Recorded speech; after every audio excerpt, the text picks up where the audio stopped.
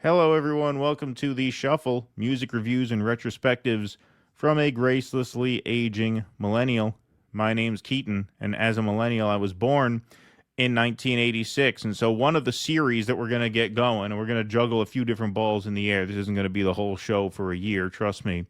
But one of the series that we'll get going to start things off is we will count down my top five albums from every year, starting in 1986 and taking us through the present day. And we will eventually get to some album rankings from years past, which are going to be more challenging and more fun.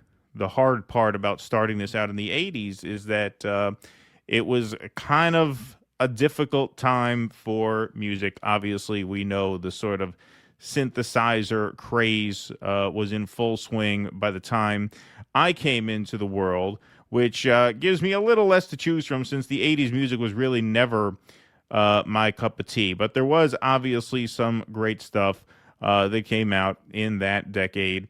And it'll be fun to sort of run down some of my favorite stuff from each of these years, starting from 1986, the year I was born. And so the way we'll do this is I'll go from five down to one. And then I usually have like from one to five honorable mentions, runners up that I don't really rank. But depending on the year, sometimes there's a lot of stuff that I wish I could talk about that I couldn't condense into a list of five. And so I'll give some honorable mentions every year between one and five. So you'll really get between a top six and a top 10. But officially, for what it's worth, man in a t-shirt recording this at 1 in the morning, officially, my number five ranked album of Year of Our Lord 1986 is Back in the High Life by Steve Winwood. Steve Winwood, of course, the multi-instrumentalist, songwriter, most well known for his work in the great band Traffic, also obviously Blind Faith with Eric Clapton.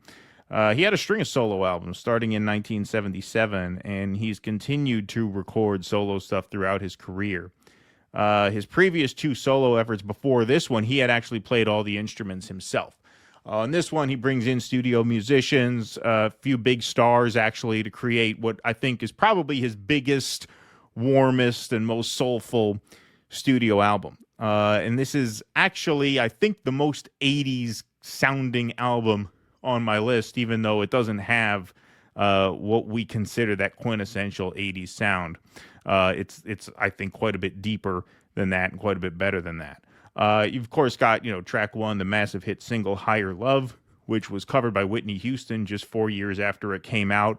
The Whitney Houston recording is probably better known than this one at this point, but this recording is excellent. You have the great extended gospel outro by Shaka Khan. You have little interludes between the choruses and the verses. You have the kind of key climb. The verse is in one key, whatever it is. I used to play it in G when I learned it on the guitar, but I've had a capo on whatever fret that it was. It's a kind of song that's so user-friendly, right? It's so poppy. But Winwood was a great musician. So when you go to learn the chords, you realize this is not as simple a song as it seems like. And you could really argue there's three keys: the verse, the pre-chorus, and the chorus. So you got the verse, and the pre-chorus is kind of this modal thing. And then the obvious key change, the very sort of cathartic chorus, Bring Me a Higher Love, that repeats quite a few times. And then over and over and again, that great gospel outro. It's just a great song. And that was a massive, massive hit off of this album. But it wasn't the only hit off of this album. There are 8 tracks on it. 5 became hit singles: Freedom Over Spill, The Finer Things, Split Decision, which featured Eagle guitarist Joe Walsh, Higher Love, which I mentioned, and then the title track, Back in the High Life Again, which features backing vocals by James Taylor. Steve Winwood actually plays that song on the mandolin, which just like just about all of his more adventurous musical choices, works very well. Winwood always had great musical instincts, and what made him so good is that, as talented as he was, or is, he's still with us, thankfully, none of his music ever feels self-indulgent. It never feels like he's playing for himself. A lot of very talented musicians put out great work, but then they also tend to put out a lot of stuff where they kind of feels like as a listener, they're performing more for themselves than for the audience. But Winwood stuff has always been very melodic, very hook driven, and really performed for the enjoyment of the listener. It's very accessible, it's very user friendly in that way. And this album is no exception. It's not a genius album by any means, but it is a crowd pleaser. There's some great stuff on it. I love it. So that is my number 5. My number 4 is the obligatory choice, "The Queen is Dead" by the Smiths. You almost have to put this on. It's the law.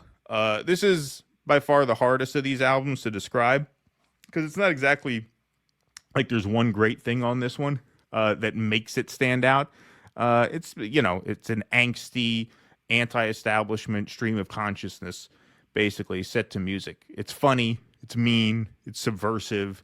All the things that Morrissey, the singer, of course, became known for as his life went on, and even through today with a lot of his more controversial political views and statements. But what really makes the album, though, is the track 1, side 1, the title song.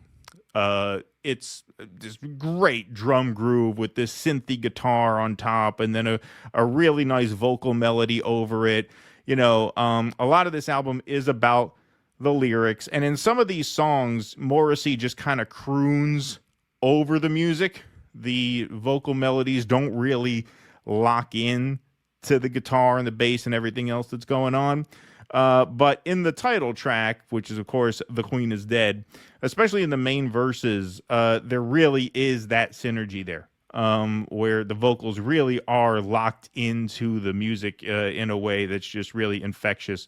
Really great tune. It drones on for about 6.5 minutes, almost gives a little shoegaze vibe toward minute 4, 5, and 6. You can really groove out to it. The album is not long, so I think the album is I think it clocks in under 40 minutes, and 6.5 of them are in this first track, which just really sets the tone, and I think makes the whole album really. And then obviously you have other good stuff here. The second track, frankly, Mr. Shankly, which is lighter and bouncier, but still has a playful melody and that sardonic wit that kind of connects all these songs. Especially for a band like the Smiths, which put out a lot of non-album singles. This is a pretty cohesive piece of work. It's not quite a concept album, but it's close in that there's a definite thematic through line, and it does have its ups and downs. I don't think it's a masterpiece the way that some people insist it is. I mean, you can hardly walk into a hipster coffee shop nowadays without at least one of the baristas wearing this album cover as a T-shirt. It really has a cult following nowadays. So it may be ever so slightly overrated in that sense, but why quibble? It's great. It's number 4. If this had come out in 87, it may have even been my number 1, since I think 87 is a much weaker year than 86. And 86 has 2 bona fide masterpieces, and then my number 3 pick, which is oh so close, if not one itself, and that is "So" by Peter Gabriel. This is just a beautiful album. Peter Gabriel's first foray into soul and R&B. This was really a transformative album for him that would end up really being career defining. And the unsung hero of this album is producer Daniel Lanois, who's still going. I think he's 74 years old now, which would have made him, put him in his early 30s when this came out. But Daniel Lanois has produced some of the greats, Bob Dylan, Neil Young, Willie Nelson. He has had a career as a songwriter himself, and he is just a phenomenal talent. He convinced Peter Gabriel on this album to use sort of bigger drum sounds, really giving the songs a thumping pulse, really accenting that world beat vibe that sort of connects all of these songs. And Daniel Lanois, he really creates great sounding music. I describe Lanois' stuff as a bed of sound. You know how there was the wall of sound, the Phil Spector wall of sound. If he had a wall of sound, Lanois would make a bed of sound. The music just really surrounds you, and you can really get cozy in it. There's a real warmth to it, a real depth to it. You listen to a song like In Your Eyes off of this, that's the effect that has on you. The vocals kind of stay on one plane, but the music just swells underneath it and creates this very warm kind of vibe. And then, of course, the vocal cameo at the end of that by African great Youssou N'Dour. Just a great moment and a song for the ages, even before it was made famous by John Cusack. Don't Give Up, featuring vocals by Kate Bush. Same thing, just a really lush, ambient soundscape with a simple beating heart drum beat and a straightforward but just really pretty vocal by both Kate Bush and Peter Gabriel. Mercer Street, same thing. Red Rain, great opening track, same thing. And then you have the big hit off of this album, Sledgehammer, just a classic, great radio song. This album was a massive success. It stayed on the charts for almost 2 years straight, 93 weeks in a row. And it made Peter Gabriel a bona fide star. You know, the album cover, as you can see there, that was a first for him. He appears as a simple, unobscured, self-portrait, mid-30s. He had never, put himself so out there in that way until now. So this was really his, George Clooney ER moment where, he was a little bit of a late bloomer, but there was no looking back for him. And this album is one of two major albums in 1986 that really bridged the kind of Afro world beat sound with American pop music. And the second is actually my number 2 pick of 1986, which is Graceland by Paul Simon. The story of this album was the subject of a 2012 documentary called Under African Skies, because the making of this album is a big story in and of itself. And I'm sure we will do a video on that later on in the project. But this was recorded partially in apartheid South Africa, also in London, New York, LA, and Louisiana. Features guest musicians from Los Lobos and Linda Ronstadt to African artists like Ladysmith Black Mambazo, MD Sharinda and the Gaza Sisters and the Boyoyo Boys. The making of this album could be, like I said, a whole video in and of itself. I will do it at some point because it was at the time very controversial to record in South Africa. Anti-apartheid activists were upset that Paul Simon had violated their cultural boycott. But at the same time, a lot of black South African musicians applauded him for making the album. They thought it was good to introduce, this music, this kind of music, to the world. 24 black South African musicians, including the legendary trumpet player Hugh Masekela, who was, of course, living in exile from South Africa at the time. He was exiled from South Africa from 1960 to 1990. He joined Paul Simon for the tour of this album in 1987.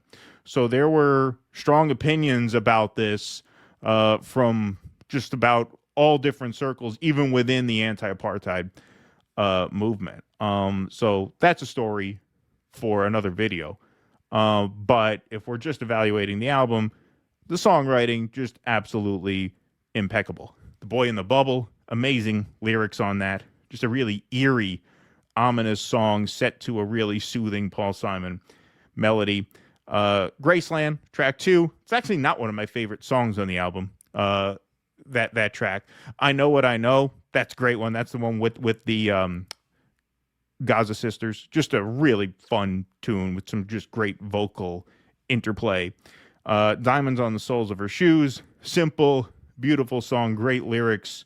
Great intro and outro by Ladysmith Black Mambazo. Love that song. And then, of course, the big hit, You Can Call Me Al. The penny whistle solo on that song is actually played by a white South African musician named Morris Goldberg, which that was recorded in New York City. So this was it was a gargantuan effort that went into this album. Linda Ronstadt guests on Under African Skies. There was a whole controversy surrounding her appearance on this album, since she had violated the South Africa cultural boycott 3 years earlier. And so, like I said, there were a lot of feelings about this album at the time it came out, but it's obviously an enduring masterpiece. Great from front to back. It's probably my personal favorite on the list. I get the most replay value out of this of all of these. And actually, in going back and listening to some of this stuff, just as a refresher before I put this list together, when I heard this, there were just, little songs that I had forgotten about that I'm like, oh, that's so good there. Man, am I sure this isn't number one? This is probably number one, isn't it? And then I went back and I said, all right, let me just check and make sure with my number one album that I can demote that to number two. And then I heard that one. I'm like, no, I can't do that. I can't do that. I just can't. I'm sorry. Number one of 1986 has to be Master of Puppets by Metallica. I turned it on thinking maybe I could bump this down, but there's just no way. It's just pure power and perfection from beginning to end. Battery, killer opening track, and then obviously the title track, Master of Puppets, is just iconic with that hidden 30-second note in the main riff. Just a really, really tricky, almost impossible to count rhythm there that's executed perfectly in the recording, but also when they play it live on stage. I mean, these guys are true machines. I mean, just extreme musical talent on display in all of these songs. The Thing That Could Not Be, another powerhouse with those down-tuned guitars, a more sort of Black Sabbath type sound, and just really heavy, syncopated guitar riffs. Great lyrics on that one too. Great lyrics on the whole album. I'm not a huge fan of Metallica's vocals, but they do bring songwriting to these pieces too. The lyrics are definitely not an afterthought here. This was the mid 80s, but this really tackles a lot of different political and social issues, from militarism to drug addiction to mental illness. Welcome Home Sanitarium is actually based on One Flew Over the Cuckoo's Nest. Welcome to Where Time Stands Still, No One Leaves and No One Will. Really cool time signatures on that song too. Alternates from 4/4 to 6/4. You can count that verse in 10 beats. Just really, really complex but accessible heavy metal, performed perfectly. In 2015, this became the first metal album selected for the Library of Congress for its social and cultural impact. It's arguably the best album of its kind ever recorded. And so, even though I get more replay value out of Graceland's probably my personal favorite of this year, this just has to be my number one. It just has to be. A lot of times what I'll do when I'm putting these lists together, I will err on the side of subjectivity. In other words, if there's an album I really, really prefer over the other, I'll usually give that the edge. But, in this case, there's just no denying this one. It's number one spot. So that's my number one pick of 1986, Metallica's Master of Puppets. Now, there are a couple albums here, two runner-ups for this year that I think are worth mentioning, even though they didn't quite make it. Raising Hell by Run DMC, just an undeniable landmark album, hugely significant to the culture, an album that really brought hip-hop into the mainstream, first in its genre to go platinum. Of course, the famous collaboration with Aerosmith on Walk This Way went a long way to sort of, I won't say bridge the gap between rap and rock, but went a long way towards, mainstreaming hip-hop music in the way that this album really did. So definitely worth a shout-out. And then there's this one here, which is a little more obscure, but it's a really nice album. It's called Skylarking by a band called XTC. Which started out, they're from the UK. They started out as a kind of a punk and a new wave band with sort of a harsher, sort of like a jerkier sound. Not that there's anything wrong with that, but in my opinion, they got better with age. One of these rare bands that really ages like wine. Their later albums are really pretty and pleasant And this is a great one. The songwriters here are Andy Partridge and Colin Moulding. This has a warmth and a whimsy to it. Great melodies on a lot of these songs. Definitely hear some Beach Boys influence here. It's that sort of Pet Sounds kind of vibe that they were going for. But great songs on this. Great songs on this. I love the opening track, Summer's Cauldron. I love The Meeting Place, Earn Enough for Us, Dear God, Grass. Good, really, really pleasant songs. This is a band that you may not have heard of. If you did, you may have forgotten about them. They are not one of the best known artists of their time. But that's worth checking out if you're into something a little different and a little unexpected. So, in summary, the runners up, Skylarking by XTC, Raising Hell by Run DMC, and then, once again, at number 5, Back in the High Life by Steve Winwood. Number 4, The Queen is Dead by The Smiths. Number 3, So by Peter Gabriel. Number 2, Paul Simon's Graceland. And number 1, Metallica's Master of Puppets. Those are the best from the year I was born, year of our Lord, 1986. Thanks for watching. Smash that like button, please, if you like this video. Even if you don't like this video, just do a man a favor and hit the like button anyway. Smash that subscribe button, and we will see you next time.